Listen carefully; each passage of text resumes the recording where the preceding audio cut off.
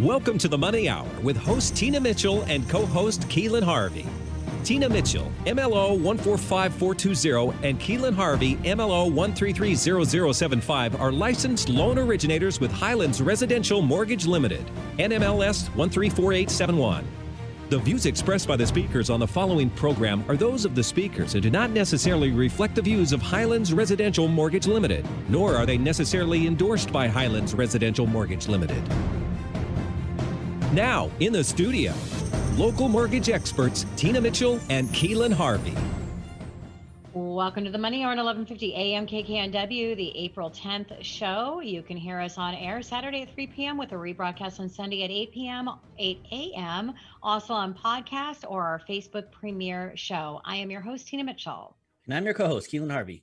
Bringing in expert advice and inside knowledge on today's events in our local economy and how they can affect your money.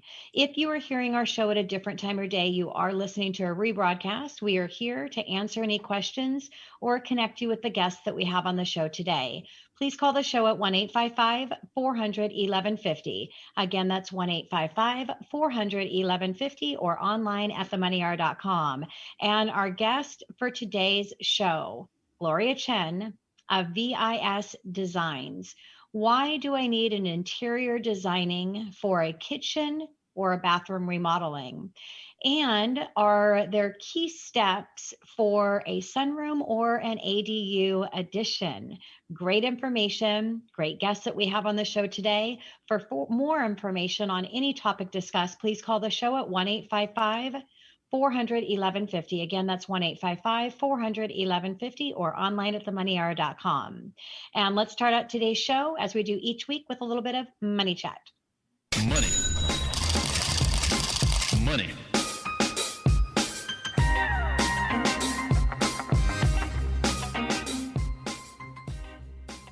And that music, Keelan, I think it's time for you to share some money chat. Excited to see what you have. Today I was going to talk about how it's never too late to refinance. So even though mortgage rates are slightly higher than their all-time lows, but not by much, it makes sense for a lot of people still to refinance right now. In many cases, you can significantly reduce your monthly payment and or possibly get rid of your costly mortgage insurance altogether, possibly reduce it. So it's tempting to play the market and see if interest rates come back down to these all-time low. But even if they eventually did, you could have been banking on significant savings by refinancing now. It can likely take years before a potential lower rate in the future would catch up to the savings that you could start seeing right this minute. So it might be a trade-off that's not worth it. There's no guarantee either. We don't know what rates are going to do in the future. I mean, inflation and certain indicators point that they're going to go up. But there's no guarantee that rates are going to move lower in the future either. So I'm a big advocate of a bird in hand is better than two in the bush. You know what your saving is right now. And one of the most powerful things that my clients are taking advantage of right now, and I'm sure yours too, Tina, is debt consolidation. So even if you're not improving your rate, which a lot of people are right now, it can still make sense for some people to refinance. It's easy to just kind of get caught up and just focus on rate. And I even hear this old adage of like, you need to save 1% or it doesn't make sense to refinance. And this is just not true.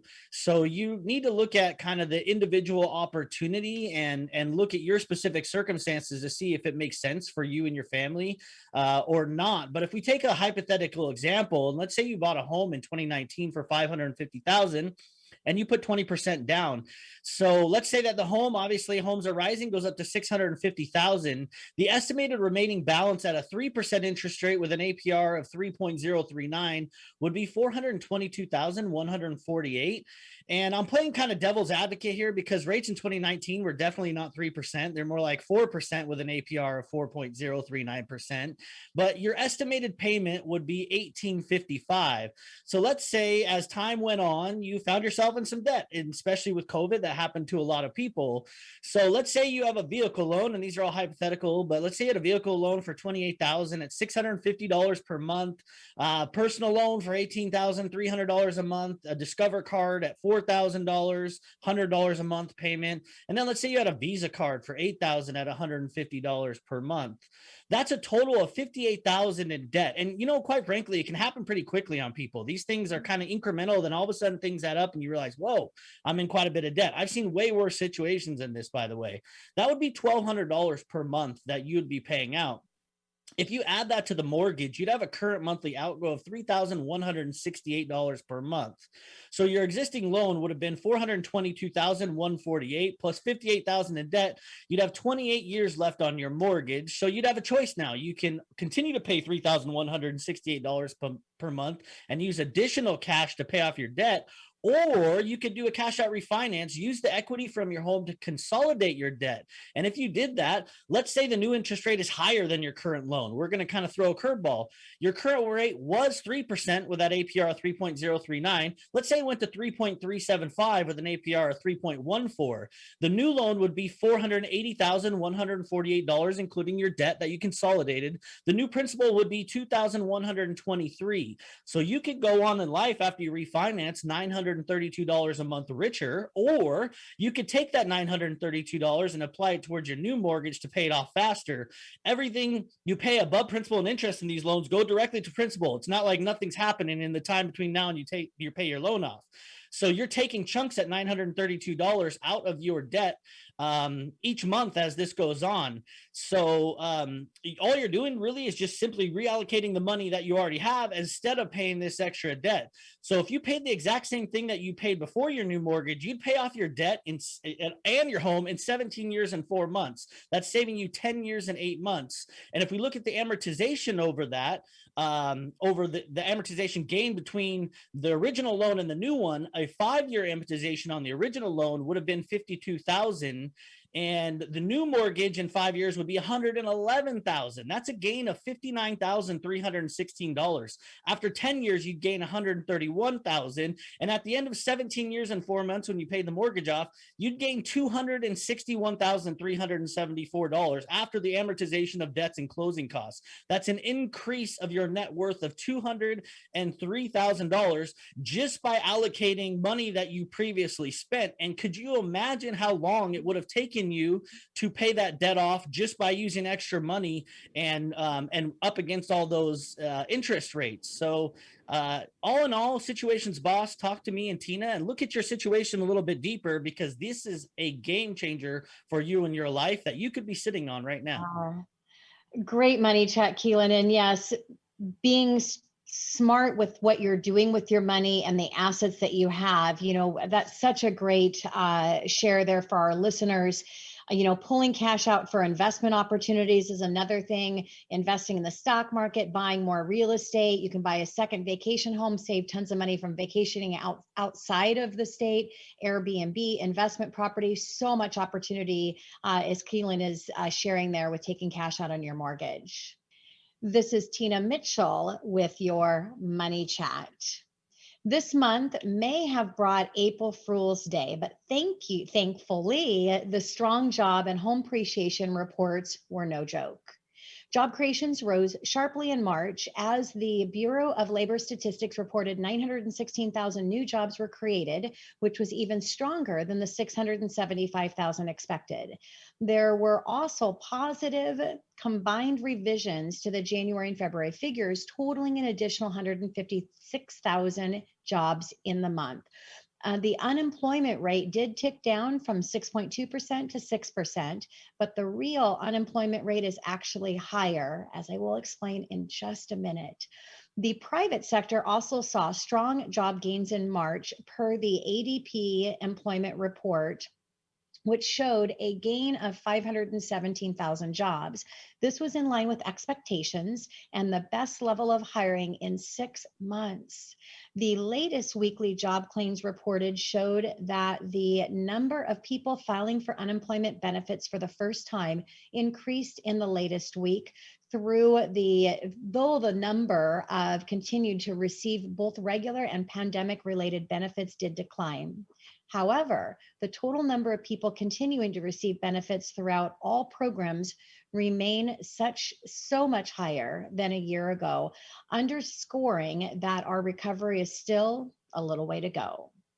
The leisure, hospitality, and construction sectors led the way on job gains. In addition, there were positive combined revisions to the figures 156,000 in jobs. Note that there are two reports within the jobs report, and there's a fundamental difference between them. The business survey and where the headlines job number comes from, and it's basically predominantly on modeling. The household survey, where the unemployment rate comes from, is done by actual phone calls to 60,000 homes. The household survey also has a job loss or creation component, and it showed that there is 609,000 jobs created.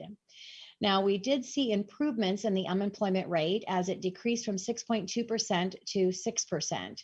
On the one hand, this decline was the right reasons. While there was 609,000 job gains for the labor force, increased by 347,000, because there were so many job gains, then people joining the labor force and the unemployment rate moved lower. However, it's important to break down the numbers, as the true unemployment rate is actually higher than the headline figure. That's because people who are not able to look for work due to pandemic reasons and who are still unemployed are not counted, and this number at 3.7 million people. When we add this into the calculations, the real unemployment rate is 8.4%. In addition, there has been a lingering misclassification error where people were classified absent from work for other reasons and not marked as unemployment or temporary layoff when they should have been. Without this error, the headline unemployment rate would have been 0.4% higher, or 6.4%, while the real unemployment rate, counting those unable to look at the work due to the pandemic reasons, would have been closer to 8.75. The all-in unemployment rate, which includes total unemployed plus all personal marginal attached to the labor force plus total employment part-time for economic reasons, improved to 11.1 to 10.7%. Over the housing sector, pending home sales, which measure signed contracts on existing homes, fell 10.6% for January to February. The decline was due to, in large part, of the lack of inventory and available homes being 30% lower than it was in February of last year. Demand for the homes remains strong, and quite simply, if there were more homes available, there would have been more sales.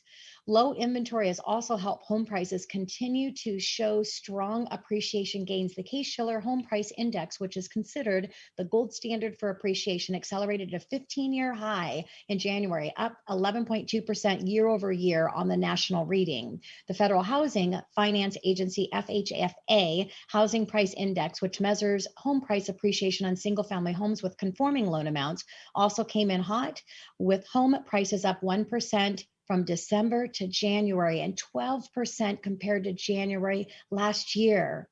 The 20-city index rose from 10.2% to 11.1% year over year.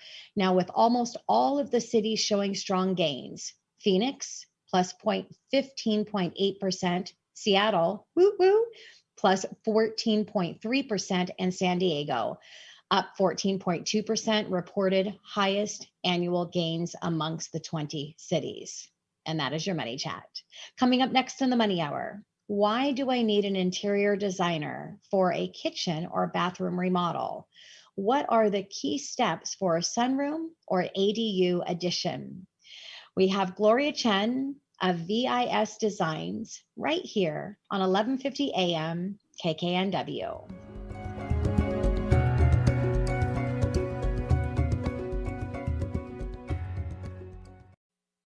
So are you overwhelmed by your home remodeling project? How do you identify a load-bearing wall? How should you make it to look trendy or eye-catching? Where do I find a designer that is great in both interior design and permitting? Gloria Chen with VIS Designs has assisted individuals just like you. In matter of bathroom design, kitchen design, and permitting. Her design talents will bring enjoyment for your family and add value to your home. In addition, her budget control skills are an exceptional bonus. To find out more, contact Gloria Chen at 206 335 4199. That's 206 335 4199 or Gloria C at vis-designs.com. Again, that's Gloria C at vis-designs.com. Keep your dial on Alternative Talk 1150.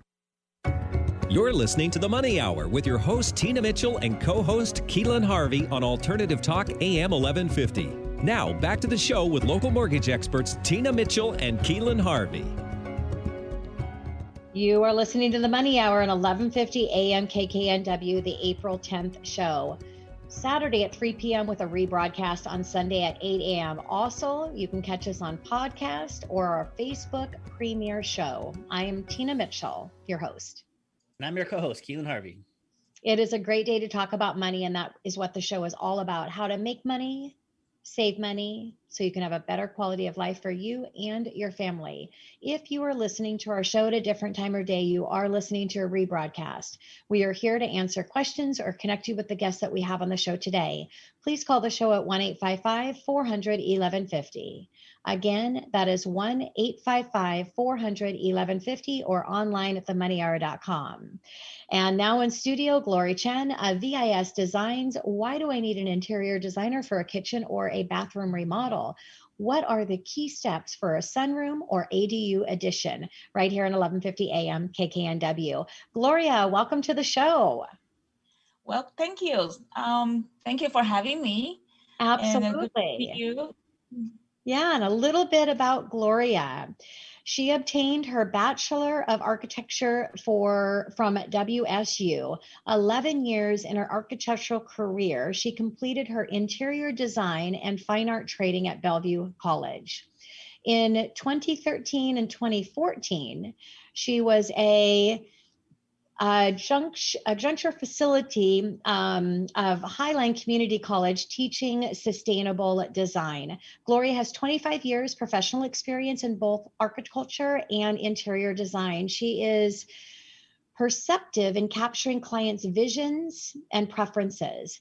Gloria is well versed in current design trends and has a strong skill in budget control. She also has extended knowledge in building systems and building codes. So I'm curious on where this all started, Gloria. What brought you into this architecture and design field? Thank you. This is a good question. And actually, my first degree is not architecture and interior design. It is engineering. And then I found no people in the engineering major, which means it's not a people-related major. I love to connect to people and serve them. And so that's why I changed my major to architecture. And then once after that, I just became very, very interested in the space design, fine arts, lighting design. So after I graduated from architecture and 10 years into my career, I switched to interior design. And now my business is for both interior design and architecture. I found myself bridging between these two very well. Well, and what a great to have the experience on both sides. And I've seen you present a lot, Gloria, and definitely you're passionate about what you're doing and love, again, being with clients. And that's really important. If you're going to be in a career and you like to meet with people, you want to be able to meet and help directly with those people. So Gloria, what sets you apart next to your competitors? A lot of architects don't have the talents in interior design. They are good in more technical side of it, like for example, code research, permitting, building systems, structures, But when it comes to colors and finishes and creating the mood and the atmosphere for the space, they relied on interior designers. On the other hand, the interior designers are very experienced in the creating the spatial mood of the space. However, not everyone is very good in the code research, in the code requirements. So what set me apart is I have experience in both, understand both. I can bring these two together and really provide the best service to my clients. I think it's so unbelievable, Gloria, that you have like such a deeper understanding for each thing. You're talking about engineering, which is like the core of how things work, to architecture, and that's like building those things, to actually designing it. So you have like every layer covered of how you're going to make this space work best. And then on top of that, yeah, the codes could be extremely costly if you have somebody that doesn't know what they're doing and goes ahead and does something that they weren't supposed to do because they didn't know that it was, the correct way to do things. And we run into that in our business with refinancing and purchasing homes where you get additions that haven't been coded correct and things like that. We could tell you too, it costs you a lot of money. So what an amazing thing, a group of skills that you have to bring to the table. On a different level, what do you love most about what you do? Well, I really love solving problems. I am a more analytic thinking because I came from engineering background. So I'm a very detail oriented. Solving problems is my hobby. I really enjoy challenges. If there's no challenge, there's no fun. I found myself solving more complicated problems better than others. So this is what I really enjoy doing, and serving clients to solve the problems that they cannot solve, or they are confused, or they feel overwhelmed, and just give them to me and I'll solve it really quickly and very well for you. And that is a great business owner that sees problems and challenges not just as opportunities, however, are in addition to that, just excited to see them because of the opportunities and what you're learning on the other side. So that is great, Gloria. So other ways that you are best serving your clients. It's to see myself from my client's perspective, and then to see their time and the money as my own, which means I consider, like, for example, if they need permitting, and all different kinds of permit types takes different time frame. So in order to save time for them, I really need to understand the code requirements and also the permit types. And so that's why I can save them time so that their construction start date can be sooner than later. And also, I provide the best design solutions within my client's targeted budget. So everything can be designed in a way that meets your requirement, but the prices can be different. So that's why I enjoy doing it. That's super cool. I mean, you know everything about, from the design of the home to what's underneath the walls and everything else. So who's more perfect than you to be able to figure out cost-effective solutions to people's issues that they run into? That's so great, Gloria. What's happening currently in the design world now? Has our world shifted over this last year with COVID? And I'm not sure if that's involved. What's happening in the world right now with design? Yeah, that's a good question. Right now, because we are still in the COVID time, people spend more time at home more than ever. And then also now is the seller's market. That's why I see a lot of master bathroom design, remodeling, sunroom design addition, garage conversion, home offices, and ADU.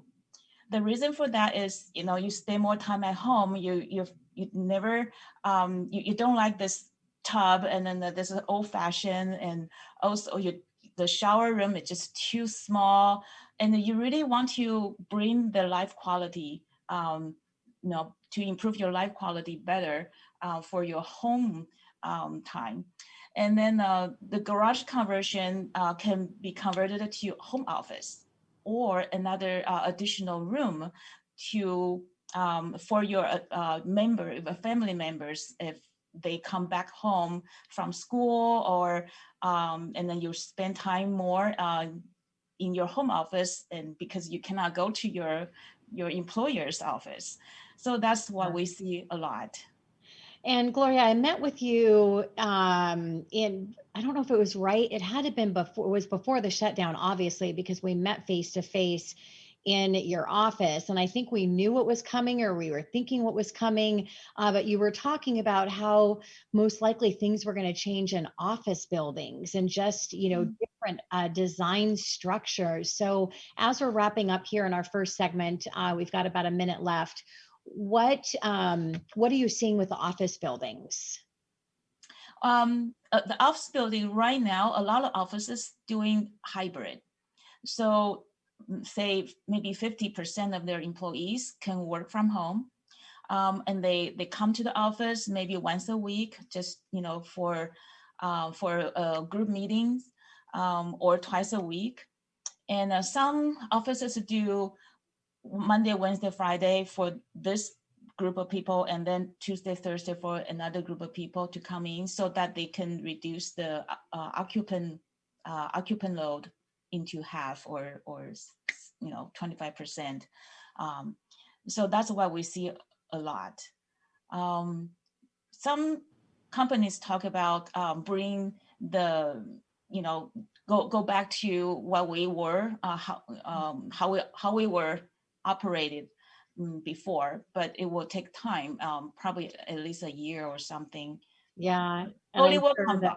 Yeah. I'm sure the thought process of cubicles and, just the design of what's happening within the office to, remain in maybe some type of social distancing aspect of it. Well, great information, Gloria. Coming up next on the Money Hour, we're going to have a continued conversation with Gloria Chen of VIS Designs. Why do I need an interior designer for a kitchen and a bathroom remodel? What are the key steps for a sunroom or ADU addition? Right here on 1150 AM KKNW.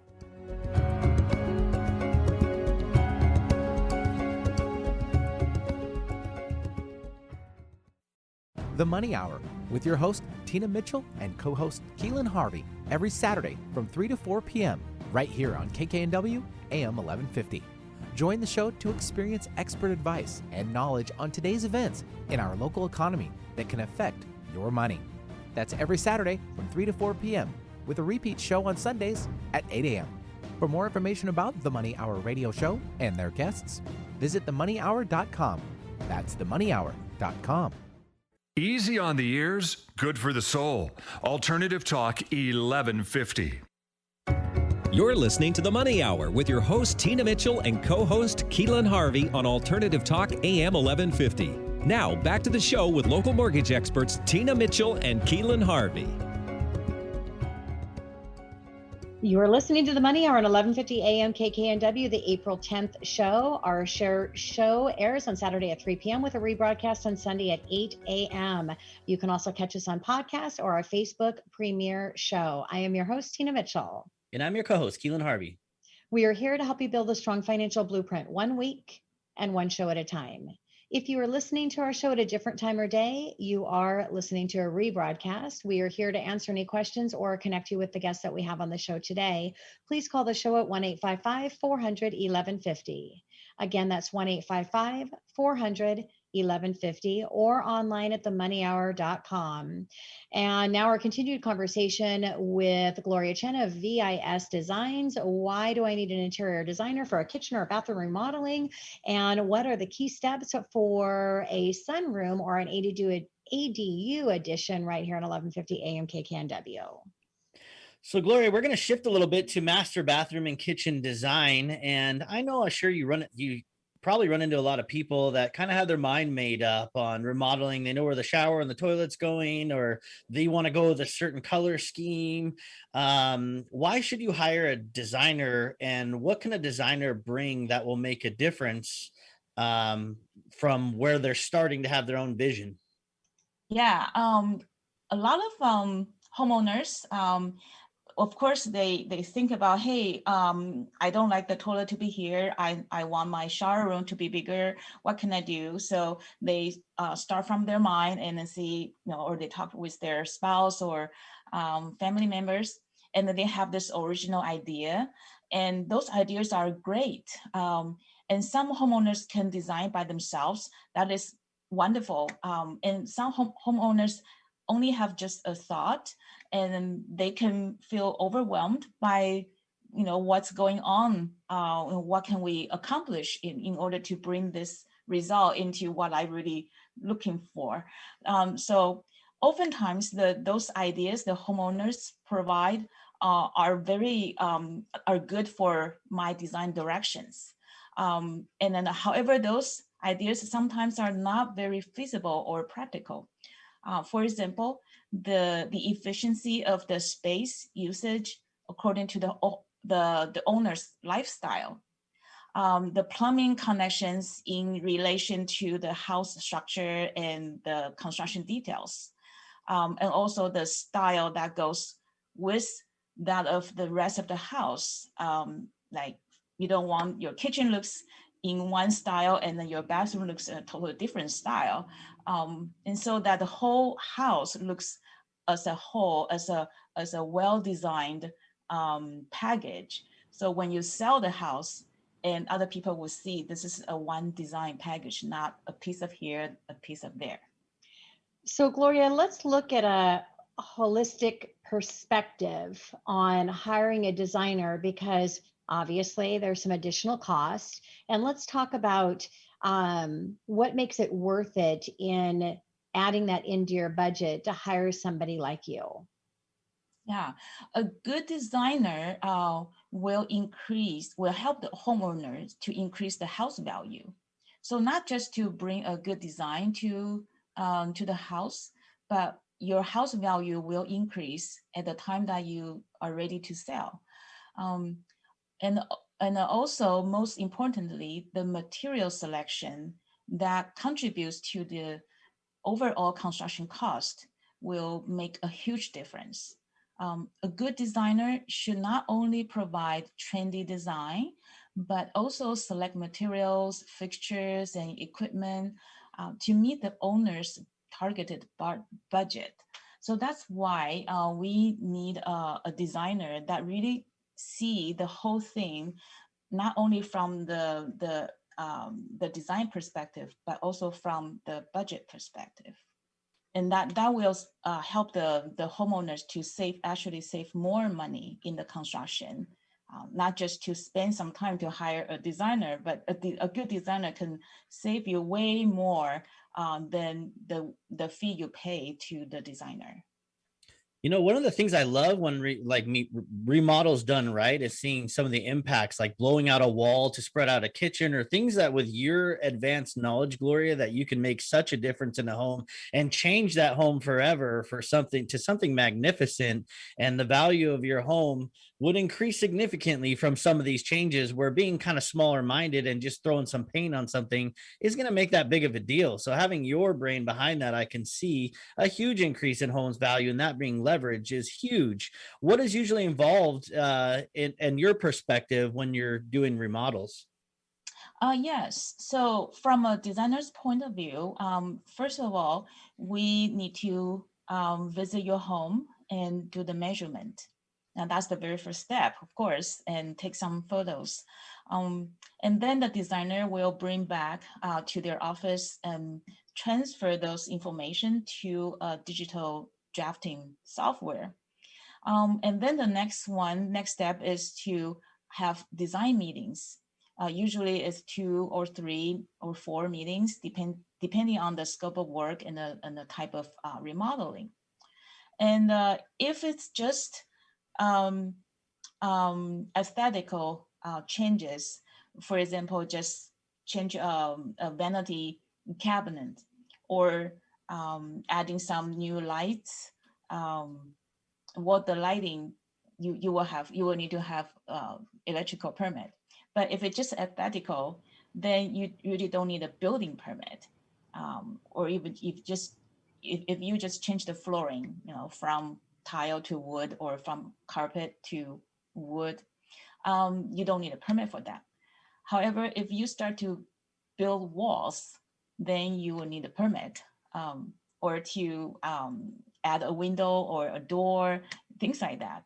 So when you need a permit, then the designer or the architect can help you with the coordination with the jurisdiction for building permit. And then they can provide the permit drawings for you and do the permit submittal and deal with anything that's after that. For example, the city comments, and then getting the permit approval.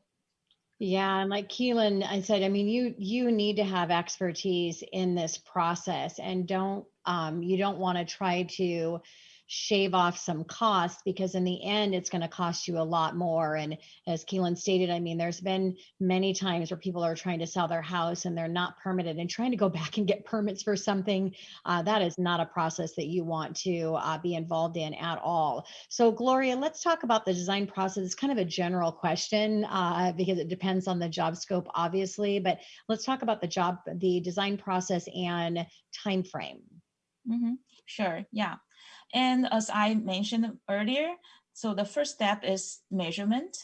And then the second step is the design meetings for floor layout, which we refer to space planning. So we lay out different options. Say you would like to have a bathroom remodeled. So here can be the new toilet location, and then here is the shower room, and then how big the shower room can be. And then if you have a closet next to the shower room, say you want to enlarge the shower room and the closet. So then we need to see the space that you have, and then what's next to the shower room and the closet. Is it a bedroom or is it exterior wall? And then the good designer can move things around according to the building system, the house structure, and then give you the best solution. And oftentimes the homeowners are surprised to the new plan. It can be remodeled. It's, wow, I've never thought this way. And I'm glad that I hired a designer. So these are the design process. And then the next one will be the permit process. And then because the city doesn't really care what kind of material you put in there, either carpet or wood or tile, they just see from the code requirement perspective. So we can do that first. And then while we are waiting for the permit to be issued, which would take, a few weeks to months, then at that time, we can start selecting the materials. And a good designer can help you with the colors and the patterns and the manufacturers and the lighting and all those fun stuff. Then we save the fun stuff at the last. Well, it's fun stuff for you, but for a homeowner and somebody that's trying to remodel their home that has no idea what they're doing, it is overwhelming and a lot to do on your own. Mm-hmm.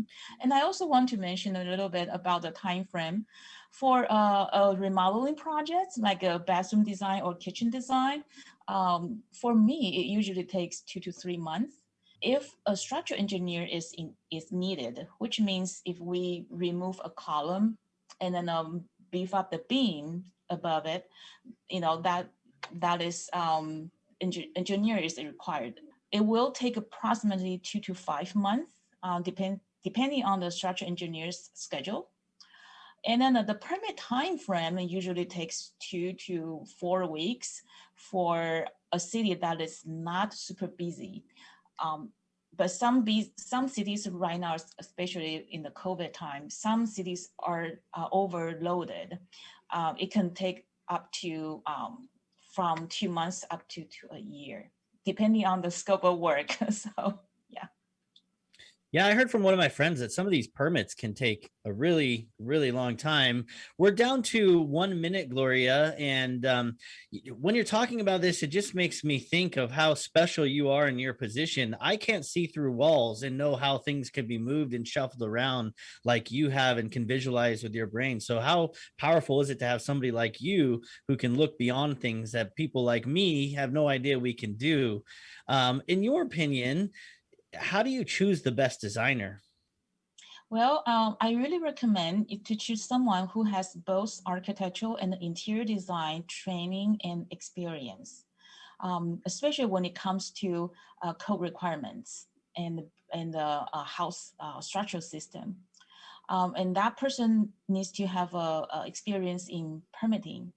And the most importantly, if the person, see if that person's is detail oriented, if that professional is really care about the customers, their clients, see from their perspective. Yeah, so that's those most important factors. Wonderful. Coming up next in the Money Hour, our continued conversation with our guest, Gloria Chen of VIS Designs. We're going to talk about what are the key steps for a sunroom or an ADU addition.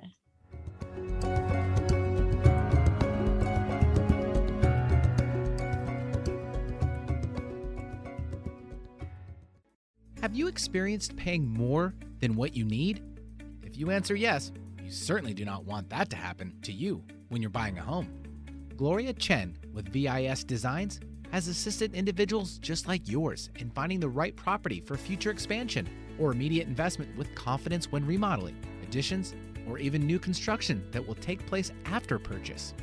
To get more information on how Gloria Chen can assist you, call her at 206-335-4199 or email her at gloria@vis-designs.com.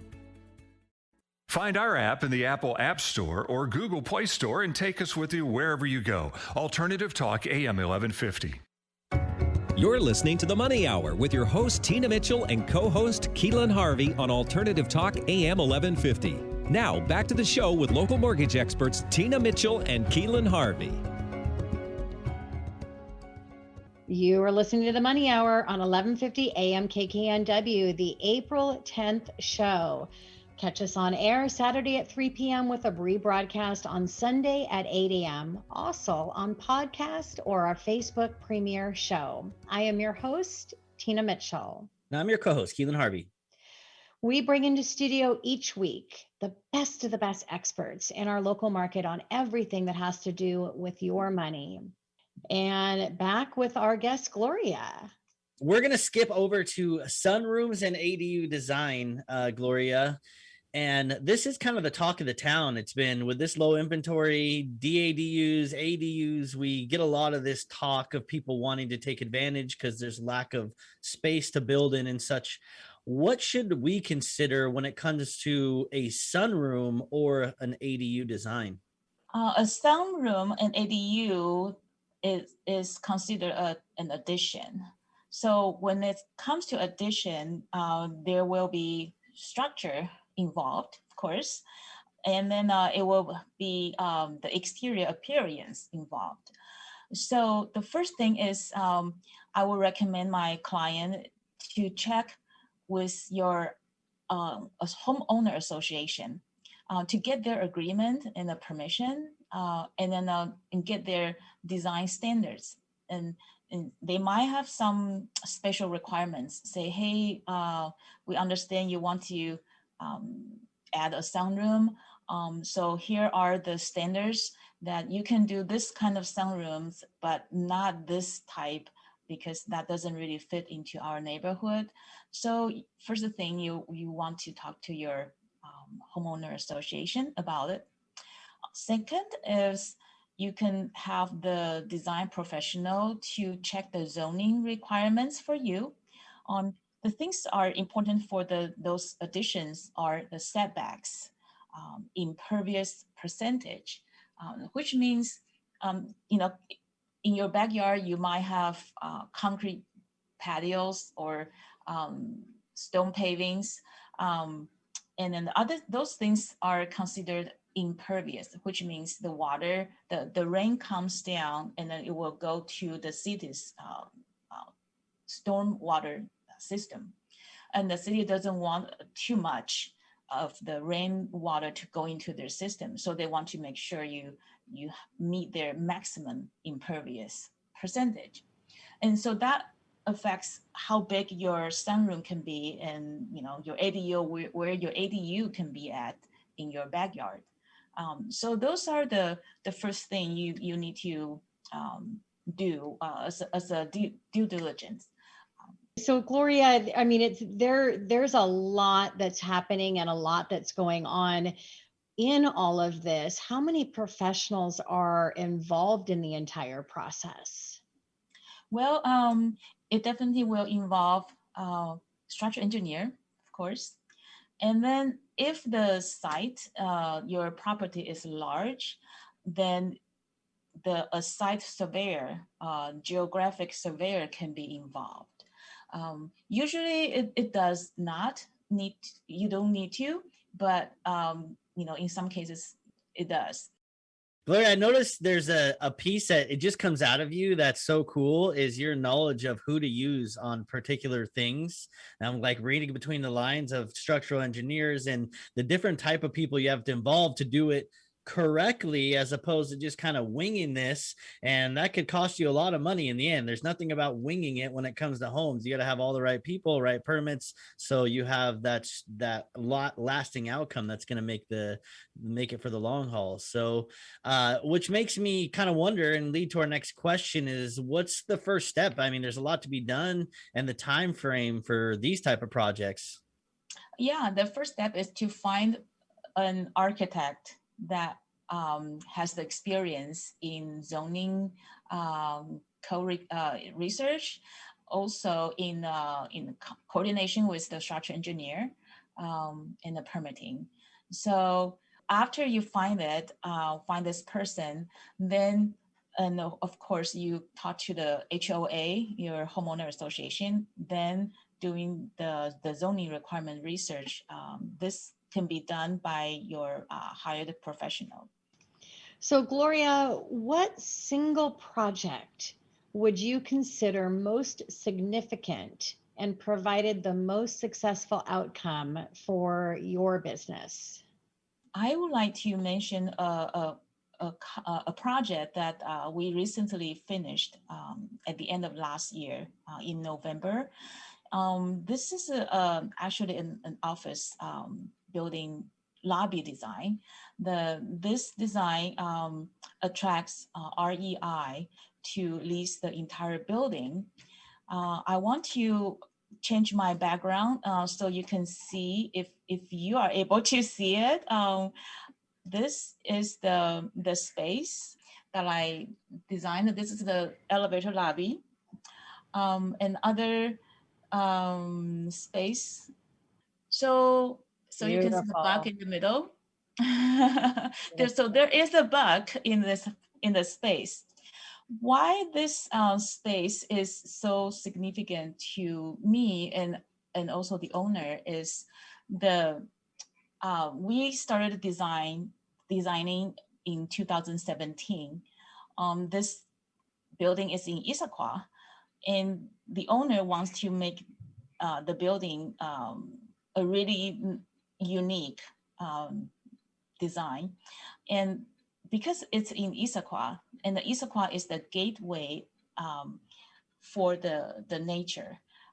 So it's in between the urban setting and the outdoor setting. And once you enter Issaquah, you enter the outdoor, and then you go further east and you see the mountains, the rivers, and yeah. And also our design theme is bringing the outdoors in.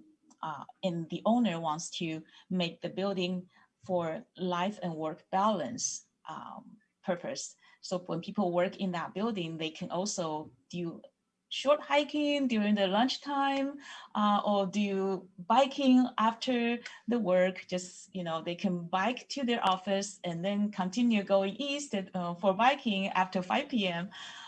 So So we never thought REI would be the tenant, the sole tenant for the entire building when we first designed in 2017.